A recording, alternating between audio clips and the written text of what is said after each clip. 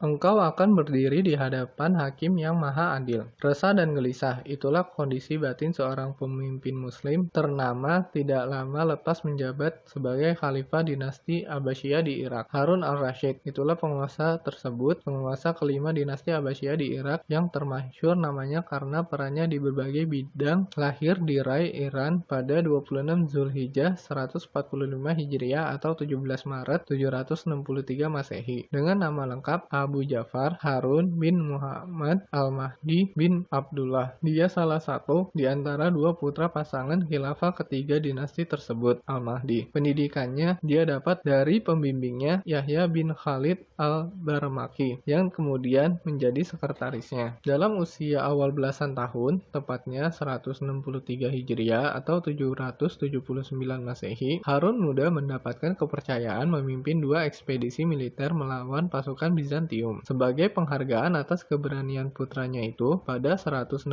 Hijriah atau 782 Masehi, Al-Mahdi menganugerahkan gelar Al-Rashid yang artinya pengikut jalan kebenaran. Harun ditunjukkan sebagai ahli waris kedua khilafah sesudah kakaknya Al-Hadi. Dia juga ditunjuk menjadi gubernur Ifikriyah, kini Tunisia, Mesir, Syam, Armenia, dan Azerbaijan. Karena Al-Hadi berpulang setahun selepas menjabat penguasa dinasti Abbasiyah, Harun kala itu baru berusia 20 tahun, naik takhta menjadi orang nomor 1 pada Senin 6 Rabiul Awal 170 Hijriah atau 4 September 786 Masehi dengan gelar Al-Rashid. Harun al-Rashid merengkuh ketenaran dan penghargaan sebagai penguasa melalui kesuksesannya di bidang militer. Di bawah kekuasaan ayahandanya, garis batas pertahanan dinasti Abbasiyah yang membentang dari Suriah sampai Armenia tertahan di sebelah timur karena perlawanan pasukan Bizantium. Kecenderungan tersebut lantas berubah saat Ar-Rashid melakukan serangan balik, menekan Bizantium untuk takluk dan menyerah serta mewajibkannya membayar upeti setiap tahun kepada dinasti Abbasiyah. Ekspedisi militer selanjutnya mengantarkan Al-Rashid dan bala tentaranya ke Asia Kecil. Pada 187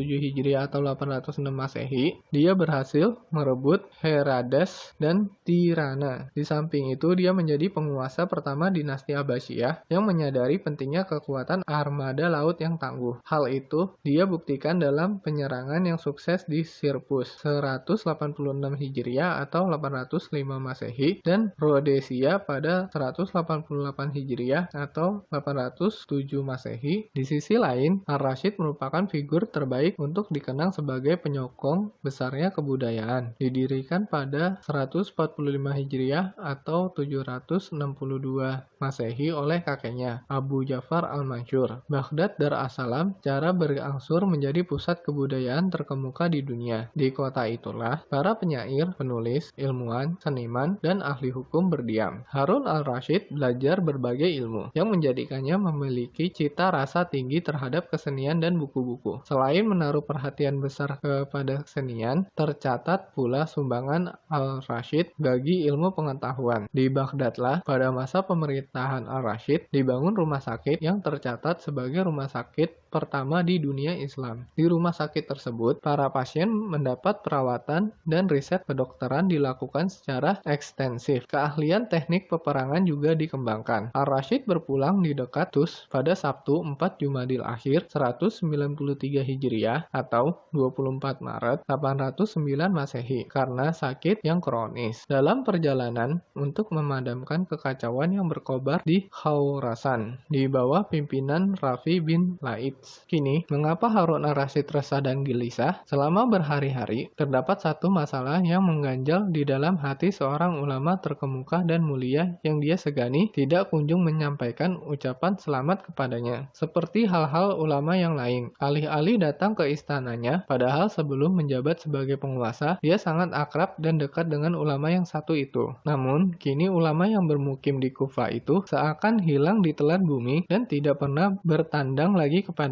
Ulama kondang itu tidak lain adalah Sufyan al-Tsauri. Ulama yang sangat disegani Harun al-Rashid itu adalah seorang tabi'i yang ahli hukum Islam dan sufi terkemuka pada abad kedua Hijriah atau 8 Masehi. Dia lahir di Kufah pada 97 Hijriah atau 715 Masehi. Dengan nama lengkap Abu Abdullah Sufyan bin Sa'id bin Al-Munzir Al-Sauri Al-Khufi. Sesuai dengan tradisi yang berkembang kala itu, dia mula-mula menimba ilmu kepada ayahnya. Usai memperdalam ilmu pada sejumlah ulama, namanya segera mencuat sebagai ahli hukum Islam yang berwawasan luas dan mandiri. Namun, dia tidak hanya pakar di bidang hukum Islam semata. Dia juga terkenal sebagai pakar hadis yang menuturkan banyak hadis. Tidak aneh, karena kepakarannya di bidang terakhirnya itu, dia mendapatkan julukan Amir Al-Mu'minin di bidang hadis. Atas saran berbagai pihak, Harun Ar-Rasyid akhirnya menulis sepucuk surat kepada Sufyan Ats-Tsauri. Bismillahirrahmanirrahim.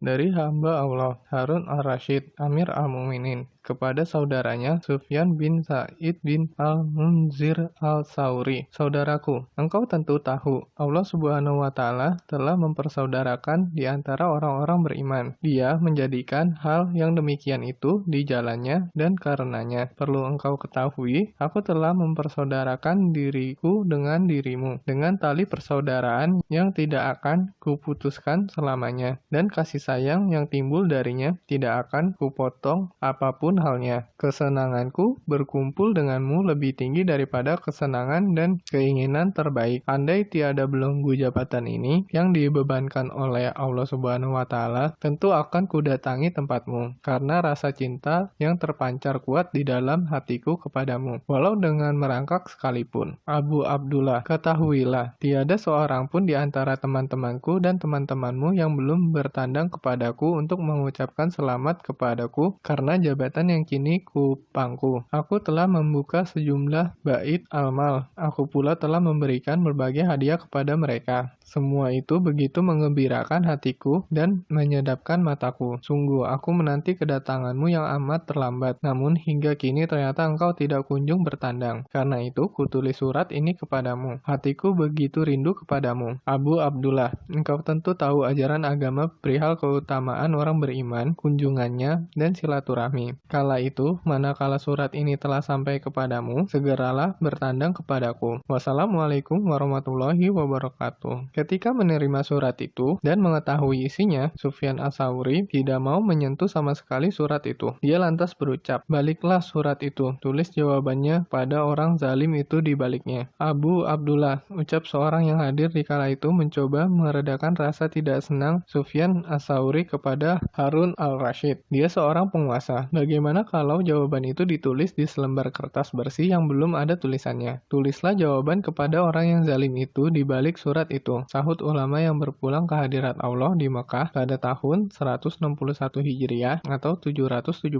Masehi. Itu dengan suara melengking. Bila kertas didapatkan dari harta halal, tentu amalannya akan dibalas oleh Allah Subhanahu wa Ta'ala. Sedangkan bila kertas itu didapat dari harta haram, tentu dia akan dimasukkan ke neraka. Dan tiada sesuatu pun yang disentuh orang zalim dan diserahkan kepada kita melainkan akan merusak agama kita. Apa yang kami tulis, Sufyan Ats-Tsauri lantas mendiktekan sebagai berikut. Bismillahirrahmanirrahim. Dari hamba Allah yang berdosa, Sufyan bin Sa'id bin Al-Munzir Al-Sauri, kepada seorang hamba Allah yang banyak berangan-angan dan mencabut manisnya iman seseorang, Harun Ar-Rasyid. Amma ba'd, sesungguhnya lewat tulisan ini kuberitahukan kepadamu, sejatinya silaturahmi denganmu telah kuputuskan, juga kecintaan kepadamu telah kupotong. Aku sangat tidak suka terhadap jabatan yang kini engkau pangku. Engkau pun telah menjadikan aku sebagai saksi atas dirimu, dengan pengakuanmu atas dirimu dalam suratmu, dengan seranganmu terhadap bait al-mal, kaum muslim. Engkau telah membelanjakan di jalur yang bukan semestinya dan telah menghabiskan untuk hal-hal yang tidak selaras dengan ketentuannya. Kemudian, engkau merasa tidak senang dengan yang kulakukan, sedangkan engkau jauh dariku hingga engkau torehkan surat padaku. Engkau jadikan aku saksi di atas dirimu. Sungguh, aku telah bersaksi di atas dirimu dan teman-temanku yang menyaksikan pembacaan suratmu. Kesaksian itu akan kami tunaikan atas dirimu, kelak di hadapan Allah Subhanahu wa Ta'ala. Harun, engkau telah menyerang bait amal kaum muslim tanpa kerelaan mereka. Akan kerelaan akibat tindakanmu itu, para mu'alaf, para pejuang di jalan Allah, dan para musafir. Akan relakah akibat tindakanmu itu, para pendukung Al-Quran, para ulama, perempuan-perempuan janda, dan anak-anak yatim. Akan relakah akibat tindakanmu itu, khalayak ramai dari kalangan rakyatmu? Karena itu, wahai Harun, ikatlah kainmu, sediakanlah jawaban untuk setiap pertanyaan. Harun, ketahuilah, engkau akan berdiri di hadapan hakim yang maha adil. Sungguh,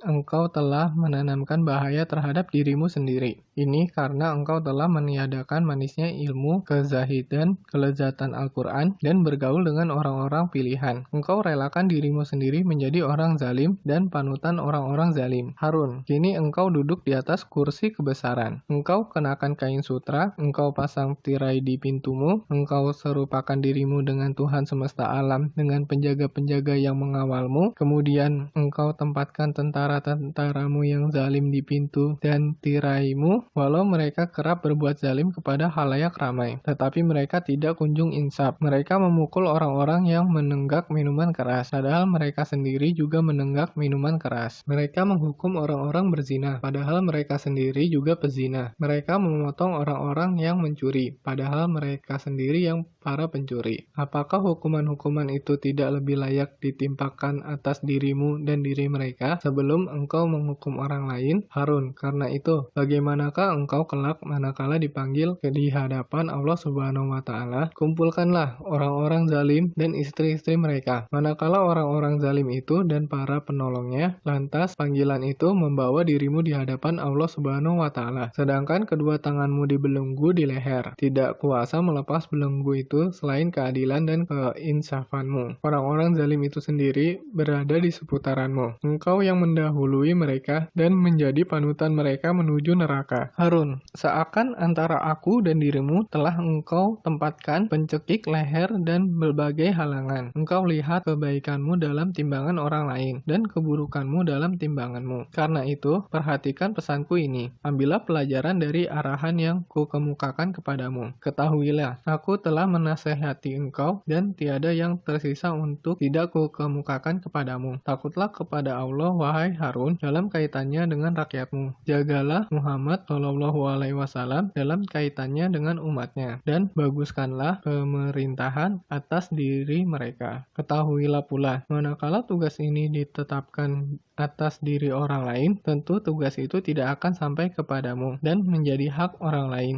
Ini bagaikan dunia yang penghuninya berpindah dari satu demi satu. Di antara mereka, ada yang mencari perbekalan yang bermanfaat, namun ada juga yang merugi, baik di dunia maupun di akhirat. Menurutku, wahai Harun al-Rashid, engkau termasuk yang merugi baik di dunia maupun di akhirat. Karena itu, juga jagalah dirimu agar tidak menulis surat lagi kepadaku selepas ini, karena tidak akan kujawab nanti. Wassalamualaikum warahmatullahi wabarakatuh. Ketika surat itu diserahkan kepada Harun al-Rashid, penguasa itu segera membacanya dengan penuh perhatian. Begitu membaca jawaban Sufyan al-Sauri itu, al-Rashid pun tidak kuasa menahan tangisan dan berkali-kali menarik nafas panjang. Amir al-Muminin, betapa lancang Sufyan as-Sauri, ucap seorang pejabat yang hadir kala itu kepadanya. Mungkin lebih baik engkau perintahkan agar dia menghadap kepadamu di sini. Lantas tibanya di sini, belenggu dan jebloskan dia ke dalam bui yang sangat sempit, biar dia menjadi pelajaran bagi orang-orang lain. Tinggalkan aku, hai budak-budak dunia, yang gemar memperdayakan orang lain. Hardik Harun al-Rashid, kasihan sekali orang-orang yang telah kalian binasakan. Sungguh, Sufyan al-Sauri adalah satu-satu orang yang memiliki sikap berbeda. Biarkan dia dengan sikap dan tindakan yang demikian itu. Surat itu kemudian senantiasa di bawah Harun al-Rashid, dan dia tiap kali baca usai melaksanakan sholat hingga ia berpulang.